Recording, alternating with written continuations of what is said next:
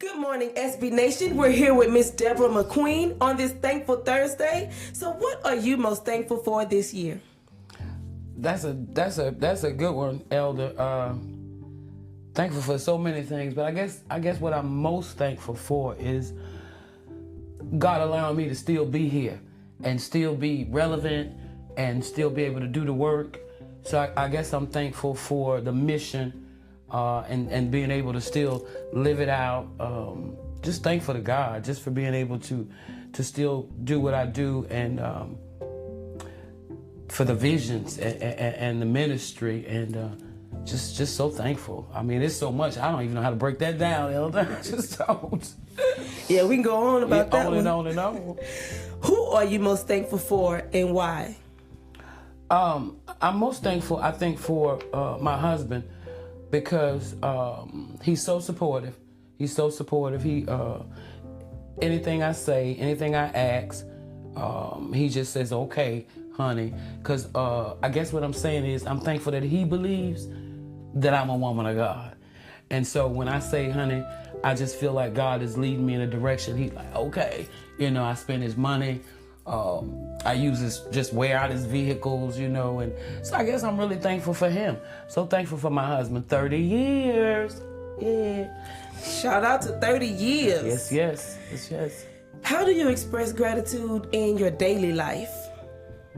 By always trying to show, because God is ahead of my life, like he's ahead of my life, and always trying to show him through giving, through doing, through supporting others, always just trying to show him that I'm grateful because he does so much for me. So it's to me, it's like every time I do something for somebody else or support somebody else or these kind of things like my children in the community, I'm showing him that I'm grateful for everything he's done for me. I think that kind of like, that's kind of like my gratitude meter. Yeah.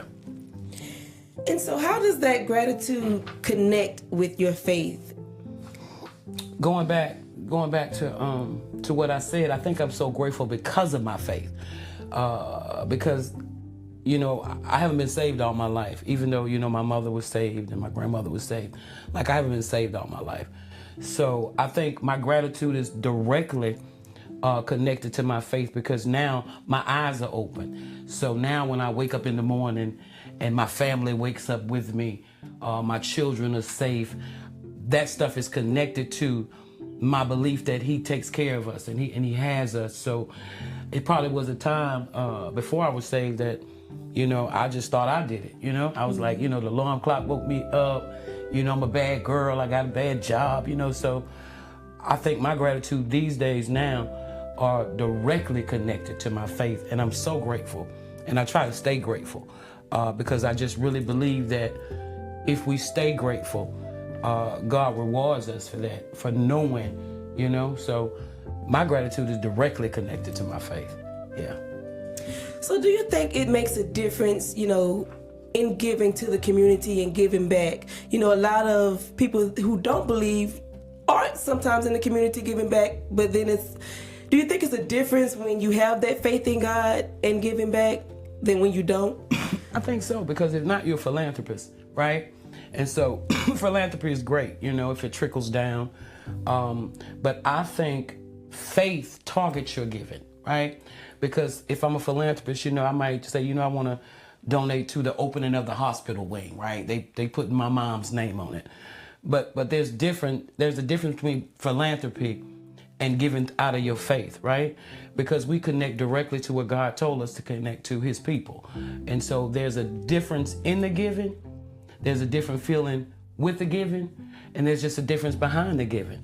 You know, when you're giving out of faith and you're giving because of who he is and what he gave you, I think not only, it doesn't only transpose what you're giving, but I think your heart is connected, and I think the people receive that. I think they receive that. It's philanthropy is a generic giving. Faith is a targeted giving, right? Mm-hmm. I go to this people. I sent you to this people to do this. So, you know, that's kind of the way I look at it. That's kind of the way I look at it. And you think having a giving heart is a way to cultivate your faith? Yeah. Because if you don't have a giving heart, like, what kind of feel you got? I mean, it's like, yeah. I just don't know. God says, I love a cheerful giver, right? Everything he did was given. Even in the information, right, that he left us, the things that Jesus gave before. I think everything connected to God is given, right? And so I just don't know, I don't know what kind of feel you got, especially in the world we live in today, if you're not giving. And let me piggyback that by saying, people are assigned and called to different avenues of giving, right?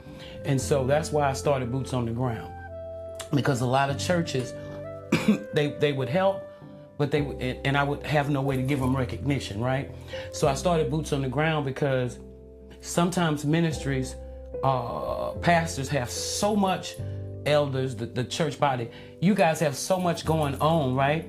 So God will call somebody to liaison with somebody so your giving can come out of the church, So that's what I love about you guys, and I don't fellowship anywhere where I don't see cultivation of the ground around, and that's just me. That's neither wrong nor right. It's just me and my opinion and my take. If I don't see that, then I just really don't know how to take you, right? Because that's what you call to do, and everybody just can't come out of the church, right, and do it. So God will always have a liaison, somebody in the church who loves to come out, and somebody out who loves to come in and connect, So that's why I created Boots on the Ground, because I wanted to have a way to acknowledge the churches that partner with me.